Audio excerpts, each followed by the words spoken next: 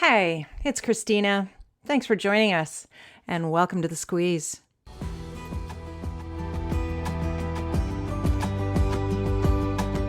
Right now, we are well beyond anonymous cruelty. Anybody with half a brain, you know.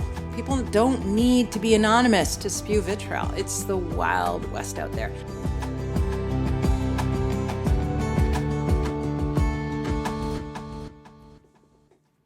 I was catching up with my stepdaughter today. She just returned from 6 weeks traveling through Southeast Asia. I certainly had some experiences doing that in my day. Anyway, she was showing us all these pictures on her phone and telling us these stories, and it was pretty cool. She had so many photos to go through, and obviously that's not weird or strange because everybody takes a million photos on their smartphones. But later, after lunch, when I was heading home, I was thinking about my first experiences with social media, kind of brought that to mind. And I remembered like this really strange sort of twist that happened about the way that I sort of began to consider myself and my actions when it came to social media. So what I mean is, like up to that point, I was just living my life. It was just what it was. But suddenly, in the context of like posting, I was the subject of some invisible camera crew that were following me around. So like what I mean is I would be holding up little snippets of my life and sort of vetting based on how I imagined they were going to look and sound to others. So it was like I was sort of a lifestyle curator, picking out a collection of snapshots worthy of display. And I know what I'm saying is just such an absolute so what? Because this kind of self-orientation it's ubiquitous. But it wasn't always. So back to that time when I was first navigating social media and figuring out posting, it was like there was this sort of unconscious shift, right? Like I wasn't very aware of it, that I was slipping into a bit of an objective relationship with myself. And it really felt, and it still feels, sort of disingenuous and like kind of performative. But the bottom line was everyone else was doing it. So, who was I to be standing on the pool deck when everyone else was swimming? There was a lot of what we call social confirmation bias going on there. Anyway, so I decided this afternoon when I got home that I was going to deep dive into the annals of my what I call mostly defunct Facebook page. I haven't posted on it in eons.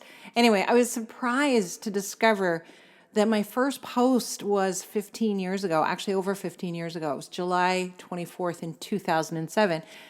And I posted this. I posted, wondering how to protect my info from the ever-present marketers preying on the site, which cracked me up.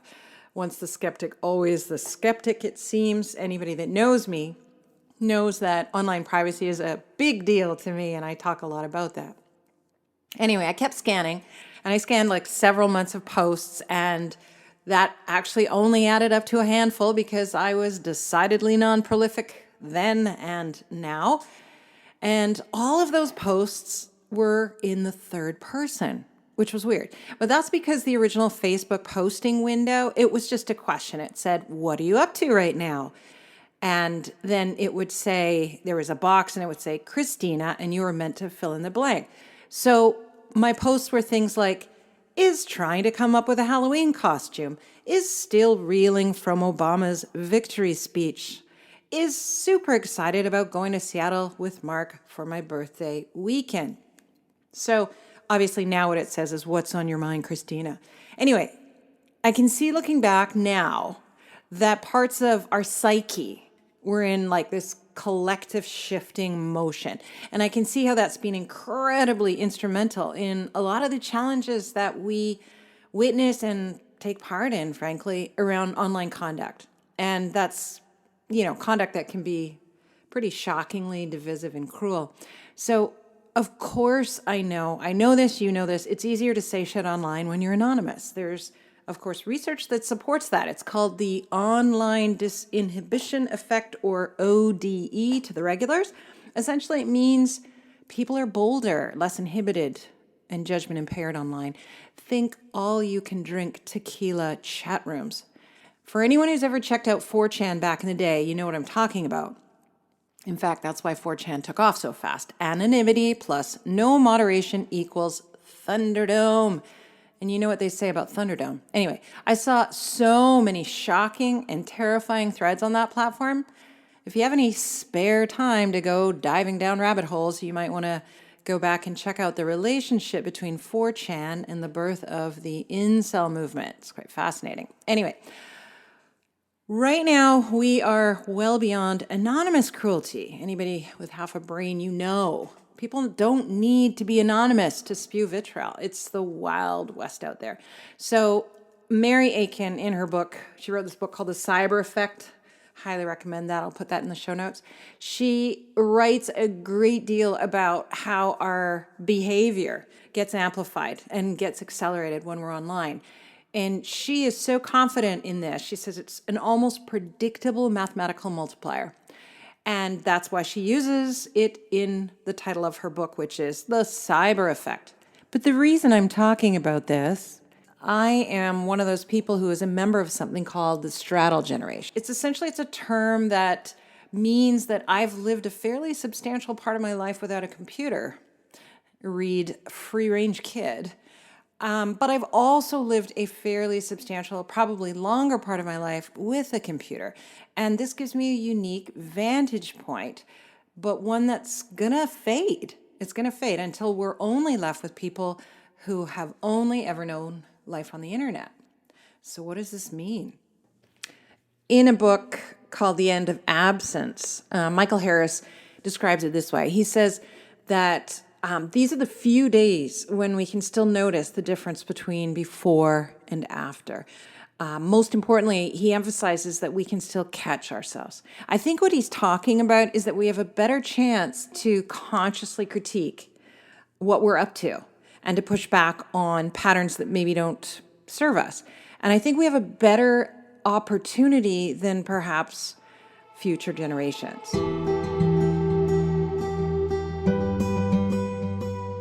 Hey, you're listening to The Squeeze. And if you like what you're hearing, there's a whole world of citrus coaching to discover. We've got an online leadership program.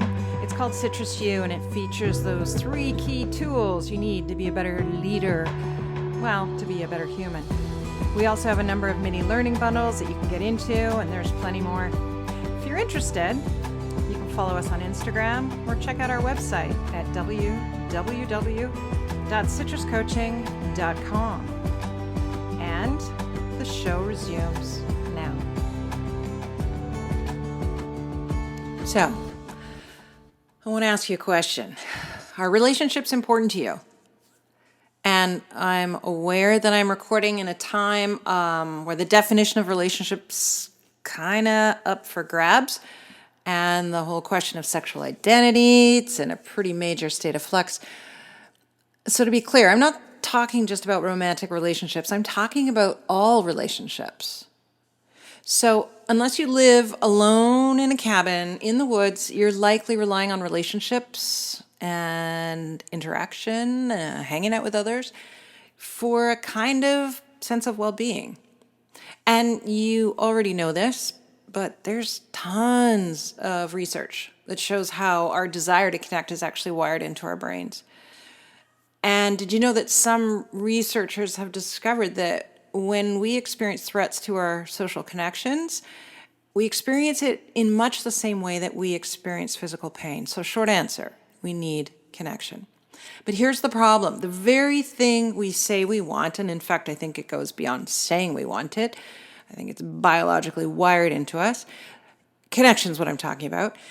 The problem is that we want it, but it can be severely eroded by, some of our pretty average online behavior. So something like smartphone addiction, it's being normalized. Sure, we've all watched The Social Dilemma on Netflix, and we understand the whole manipulation thing that's going on. We're being played. We understand the relationship between the like button and the release of dopamine, but we keep on keeping on. So I'm not saying this so you can beat yourself up and say, I need to put my phone down more often.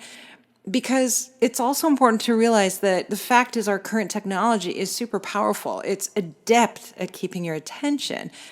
Isn't that why someone like Tristan Harris, he was a former design ethicist, product philosopher at Google, isn't that why he agreed to appear in the film The Social Dilemma?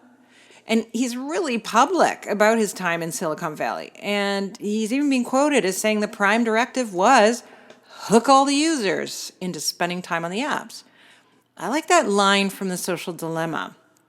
Only 2 organizations call their customers users: illegal drugs and software. So that must be worth a mic drop there. So what to do? What do we do about it? Have you ever had that experience where you're talking to someone, I'm talking about in real life or IRL to those in the know. Anyway, you're talking and they're listening and suddenly they reach in their pocket, they grab their phone, and the whole while they're saying, I'm listening, I just got to check a text. And it suddenly feels like they've just turned around and walked out of the room. Of course you have. Well, in a sense, it turns out they have metaphorically walked out of the room and your opportunity for connection has literally just ended. So you know how it goes. So maybe you've been that person that was speaking and you say, hey, you're not listening to me. And then the phone grabber goes, hey, settle down, just be a second. And then the speaker, if this is you, stands there and you're feeling like your anger's rising, but you're also feeling kind of stupid because absolutely everyone around is on their phone these days. That reminds me, actually, it's funny because I remember the first time I saw a couple, they were out for dinner and they were both on their phones and it was outrageous and it was funny and I photographed them secretly. That's the good old days. Anyway, so you, as the speaker, perhaps, you're like, come on, man. You decide you're going to push. Come on, I want to finish telling you what I was telling you. And at this point, the phone grabber may actually get mad at you, like, chill the hell out. I told you I'd be just a second. And at this point, not only is the connection gone, but then you've got some new sticky, unwanted feelings in the mix. So it turns out the speaker isn't wrong for being upset. So last time I checked, big psychological organizations were also interested in the impact on connection when one, or God forbid, both of you get on your phones. It seems so painfully obvious to me, but apparently I'm in some kind of minority. You see, the truth is I still feel embarrassed if my phone rings while I'm in the checkout line. It's like, I'm not kidding. I ignore it and try to draw attention elsewhere. So clearly I'm obviously part of the straddle generation. And I think it's important to just pause for a second here and just let you know, I'm not going to try and sell you on some 3-step process here for how you're going to eradicate all these negative impacts on your life from your online surfing. Would that I could. Maybe the best that we can hope for is that I'm just going to surface a few tidbits for you to consider, things that might bump your awareness a bit, at least for a little while. Maybe even enough to propel you in more, I'll just call them relationship nurturing directions. I don't know. Maybe not. I'm honestly not sure, but keep listening. Remember that example I gave about the 2 folks trying to have a connection while a phone was coming in between them?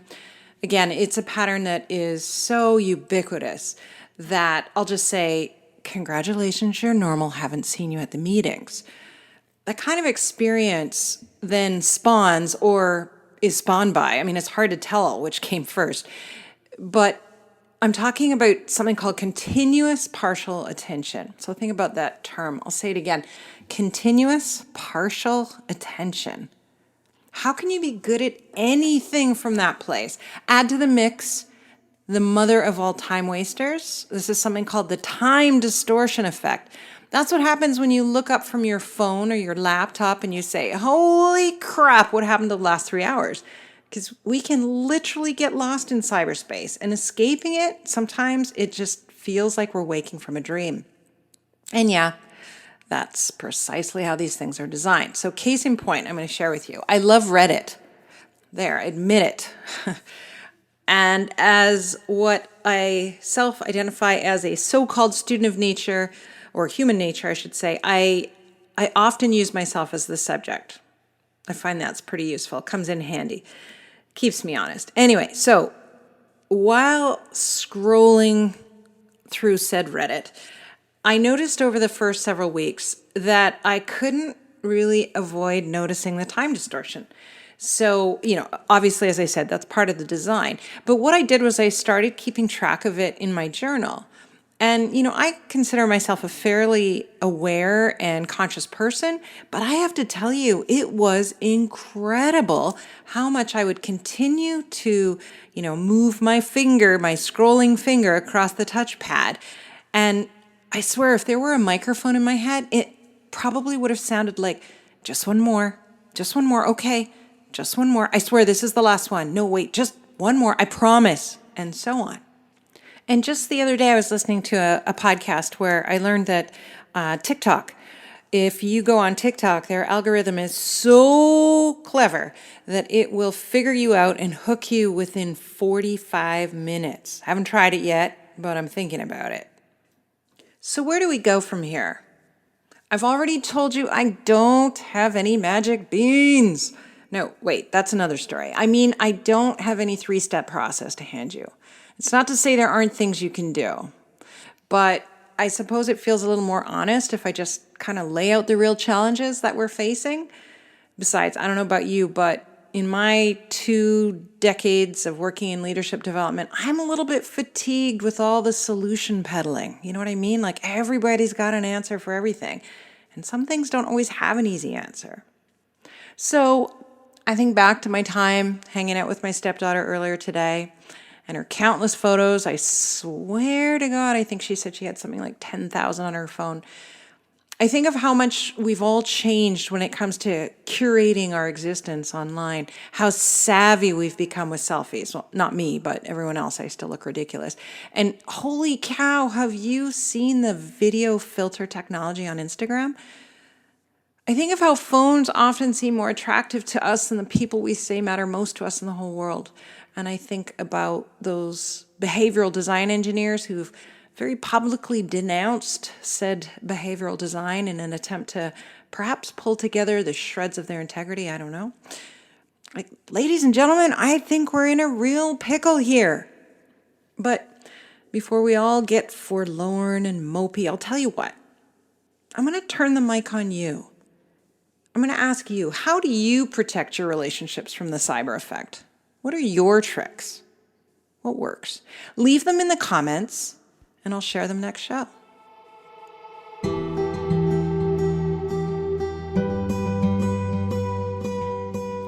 So, you've been listening to The Squeeze. Thanks for joining us today.